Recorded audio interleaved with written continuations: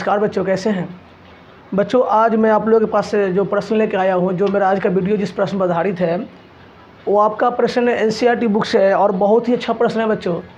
ये प्रश्न है, आज का जो टॉपिक है वो है समांतर श्रेणी।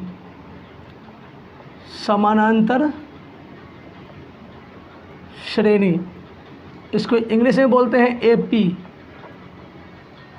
बच्चों बहुत ही अच्छा सब्जेक्ट है और ये आपके परीक्षा के दृष्टिकोण से और बहुत ही इम्पोर्टेंट है और आपको दैनिक जीवन में भी इसका उपयोग होता है, आपके लिए बहुत ही इम्पोर्टेंट है। तो इसको थोड़ा देखते हैं बच्चों। समांतर श्रेणी, इसको शॉर्ट में बोलते हैं एपी। एपी का फुल फॉर्म होता है अर्थमेटिक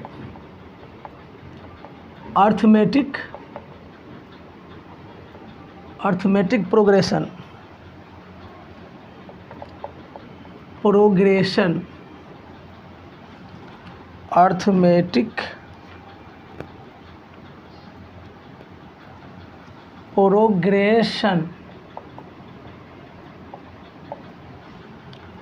अर्थमेटिक प्रोग्रेशन। इसको समझते हैं थोड़ा सा कि ये समांतर श्रेणी है क्या।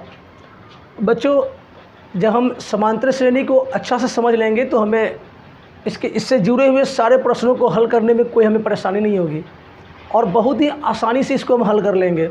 पहले इसको समझ लेते हैं कि अर्थमेटिक प्रोग्रेशन होता क्या है। देखो बच्चों, यहाँ पर शब्द दो है, एक क्या है समांतर और दूसरा क्या है श्रेणी।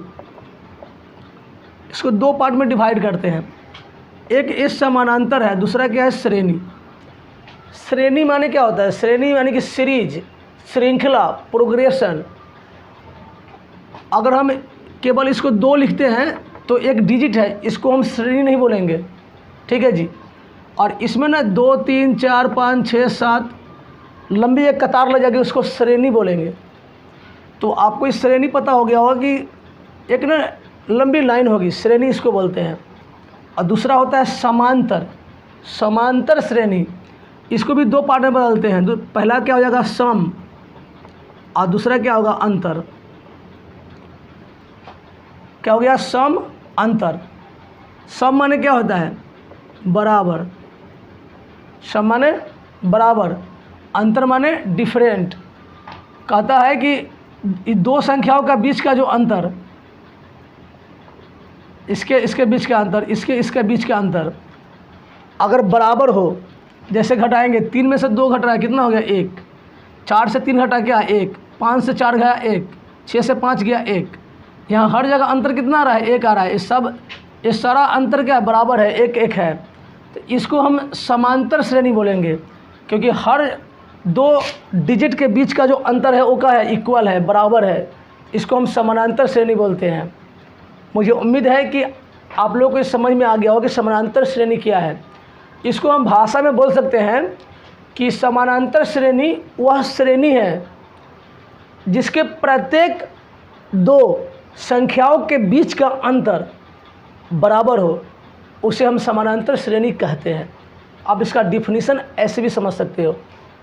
तो बच्चों, मुझे लगता है कि आई होप आपको समझ में आ गया हो कि समानांतर श्रेणी क्या है। आपको समानांतर श्रेणी पढ़ना है।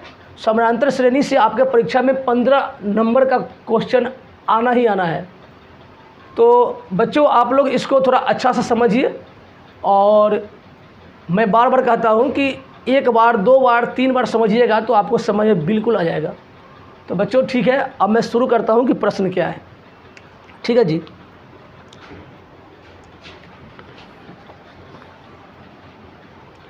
अब इससे जुड़े हुए प्रश्न को हम हल करेंगे। कैसे करेंगे? आइए, बहुत ही ईजी है और आप लोगों को देखना है, समझना है, अध्ययन करना है।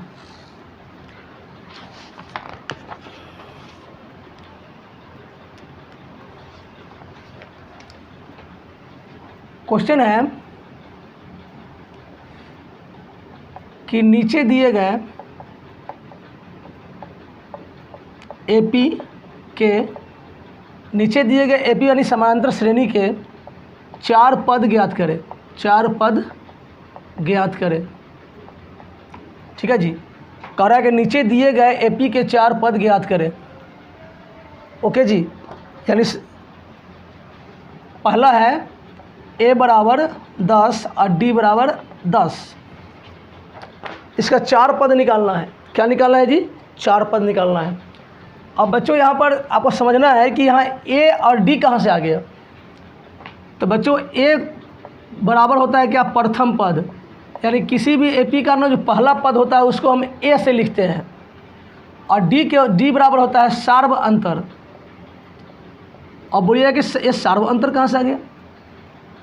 तो बच्चों अभी बताए थे कि 2, 3, 4, 5 ये सब है ना, इसके बीच का जो अंतर है ना उसी को हम डी से लिखते हैं। इसको बोलते हैं सार्व अंतर।